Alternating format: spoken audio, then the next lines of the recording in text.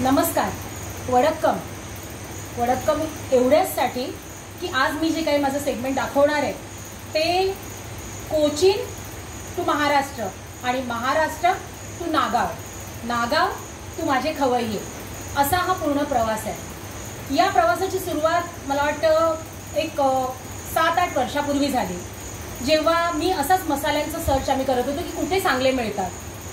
असं तर माहिती होतं पण जागा पर्टिक्युलर माहिती नव्हत्या. मग आम्ही ते सर्च केलं. कोचीनमध्ये टेकडी म्हणून एक आहे, तिथे हे सगळे मिळतात. आम्ही कोचीनला गेलो.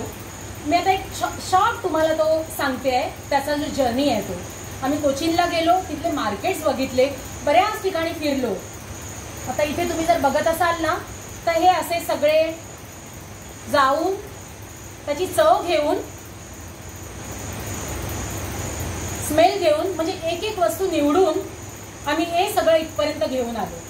तो कोचीन ते नागावपर्यंतचा हा त्याचा प्रवास. आत्ता मी काय करते, त्यांना ऑर्डर करते, कारण का आता तितकं आहे ना असा विश्वास झालेला आहे. आम्ही त्यांना ऑर्डर केले की त्याच क्वालिटीचे एकदम उत्तम क्वालिटी असते तिकडे.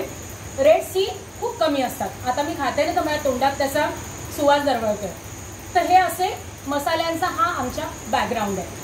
आता हे व्हिडिओ टाकायचा माझं प्रयोजन काय, तर जेव्हा जेव्हा माझ्याकडे गेस्ट येतात आणि मला माझ्या हातचं जेवतात किंवा प्रत्येक वेळेला विचारतात, कारण का मी त्या दिवशी तुम्हाला एक प्रश्न विचारला होता की पदार्थाचा जसा आपला श्वास आपल्याला जरुरी असतो, आपल्या शरीरामध्ये आत्मा हा एक काहीतरी अविभाज्य घटक असतो, तसा पदार्थाचा पण आत्मा काय आहे, श्वास काय आहे.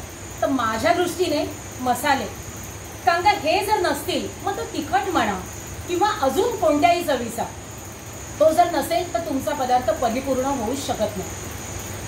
म्हणून हा सगळा अट्टहास. आता मी तुम्हाला दाखवते मी इथे काय काय ठेवलेलं आहे ते. पहिल्यांदा ही कोचीनहून आणलेली फेमस दालचिनी, ही वेलची,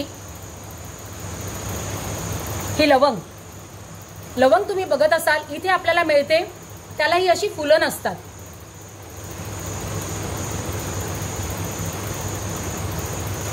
काळी मिरी, हे जिरं आणि सगळ्यात सुवासिक, मला हा प्रकार तर खूपच आवडला, स्टार अॅनिस.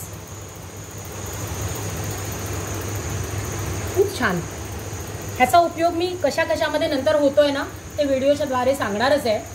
तर हे सगळे पदार्थ प्लस 5 प्रकारच्या मिरच्या आम्ही वापरतो. उंची बेडगी, उंची काश्मीरी, शंकेश्वरी, थोडीशी पांडी तिखटपणासाठी, आणि एक आमची मिरची असते, मी असं म्हणेन की हिडन मिरची, रेशीम पट्टी, कारण का ती आहे ना थोडी वेगळी पण असते. बरेच लोक ते वापरत नाही.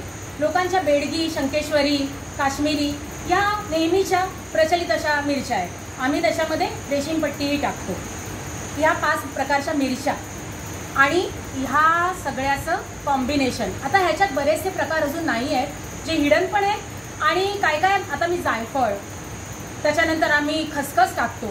हे सगळे प्रकार थोडे हे भाजून गरम मसाले आणि मिरच्या उन्हात वाळवून त्याचे देठ काढून, कारण का देठ जर आपण ठेवले तर मसाला तितका चवीचा आणि कलर पण त्याचा बदलतो आणि तिखट पण नाही. तर ते सगळे म्हणजे प्रकार करून त्याच्यामध्ये खूप मेहनत असते. माझ्या 2 ज्या सहकारी आहेत त्या ह्याच्यामध्ये मला हेल्प करतात आणि आम्ही जवळजवळ 40 ते 45 किलोचा हा मसाला करतो. आता तुम्ही म्हणाल एवढा कशासाठी, त्याच्यातला अर्धा तर आम्हाला लागतो आणि बाकीचा बरेच माझे गेस्ट आहेत ते जेव्हा जेवतात तेव्हा विचारतात की अरे हे कुठच्या मसाल्यात बनवलंय, कुठून आणलाय. मग हे मला सगळं सांगायला लागतं आणि मग ते मला म्हणतात अरे आम्हाला अर्धा किलो पाव किलो मिळेल का. त्यासाठी हा आम्ही एक्स्ट्रा विकण्यासाठी म्हणून करून ठेवतो. आता ह्याच्यात विकण्याचा भाग थोडा बाजूला. मला असं वाटतं की माझ्या गेस्टना सगळं चांगलं घरगुती आम्ही निवडून आणलेलं आणि सगळ्यात बेस्ट असंच मिळावं म्हणून हे आम्ही सगळा प्रपंच करतोय. आता ह्याच्यामध्ये तुम्ही ही बघत असाल तर आम्ही ही शेलम हळद आणतो, त्याची पावडर करतो. ही उंची काश्मीरी मिरची, कलरवरूनच तुम्हाला समजत असेल. आणि हा माझा घरगुती मसाला. हा तुम्ही चिकन, मटण, इवन भाज्यांमध्ये पण जर तुम्हाला फ्लॉवर वाटाण्याचा रस्सा करायचा आहे, काळ्या वाटाण्याची उसळ करायची, त्याच्यामध्ये एकदम उत्तम. आता मी दुसरे पण प्रोडक्ट माझे तयार करते. हा एक गोडा मसाला आहे, माझा एक गरम मसाला असतो स्पेशल, आणि हे 2 मी कोचीनवरून आणलेले आहेत, पण ते होममेड आहे. त्याच्यामध्ये ही इडली पोळी आम्ही स्वतः ती चव घेतली, खाल्ली आणि मगच ती आणलेली आहे. तिथे बघितलं प्रोसिजर त्याचं कसं आहे ते. आणि हा सांबार मसाला. तर हे सगळं जे आहे ते म्हणजे हे सगळे वापरून जे आम्ही जेवण बनवतो ते खाण्यासाठी. आणि जर तुम्हाला हा मसाला हवा असेल तर कॉन्टॅक्ट नंबर तर मी तुम्हाला देणारच आहे, जो बुकिंगसाठी पण आहे आणि मसाल्यांसाठी पण आहे. तर तुम्ही नक्की आणि नक्की ग्लुकोजमध्ये या सगळ्या गोष्टींसाठी तरी यायचं आहे. आणि जो आम्ही हा करतोय प्रपंच तर त्याला थोडा तरी न्याय द्यायचा आहे. असाच परत आपण भेटूया वेगळ्या म्हणजे ह्याच मसाल्यांनी बनवलेल्या एक रेसिपी घेऊन. तोपर्यंत नमस्कार आणि शुभरात्री.